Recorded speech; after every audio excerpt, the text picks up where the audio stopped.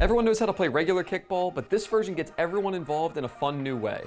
The setup for this game is super simple. You just need to set up a normal kickball diamond. If you have them, you can use actual bases for this, or you can just use tape on the ground to mark bases. Divide your players into 2 teams. Just like regular kickball, one team will start by fielding and the other team will kick. Have either a leader or one of the outfielders pitch the ball. The pitcher will roll the ball to the player at home base. That player will then kick the ball and then start to run the bases. Things start to get a little different in the outfield though. Players still try to catch the ball, but once they do, all of the other outfielders need to run over to that player and then line up behind them. Regardless of whether the player caught the ball or picked it up off of the ground, the first person will take the ball and pass it over their head like this. The person who has lined up immediately behind them will then take the ball and pass it between their legs. The third person in line will then take the ball and pass it over their head, and this pattern continues. Over, under, until the last person in line is holding the ball. At exactly the point where the last person in line touches the ball, the player who is running the bases has to stop. Unlike regular kickball, the player who has been running the bases does not have to stop when they reach home plate. They can just keep running the bases until the outfielders have finished passing the ball through the line. The more bases that they run, the more points that they get,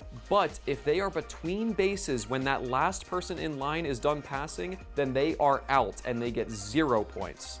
The point system works like this. If you only managed to make it to first base, then you would get 1 point. However, if you made it to second base, you would get 1 plus 2 points. If you made it to third base, you would have gotten 1 plus 2 plus 3 points, or 6 points total. For example, a player who made it all the way around the diamond and then back to first base again will get 15 points. So as an infielder, you kind of have to balance going for as many points as you can, but also being careful to not get caught between the bases. I found that if you only give them 1 point per base that they run, then everyone just ends up playing it really safe. And so I think this system encourages people to be a little greedy. Unlike regular kickball, there are no outs. Everyone in the infield just gets to kick 1 time before you switch. Ahead of time, you can just establish a set number of innings, like 3, or an amount of points that the players have to reach to win. And if you have a smaller number of people, or you just want to make the over-under line as long as possible, a fun variation is to just have one person in the infield while everyone else is in the outfield.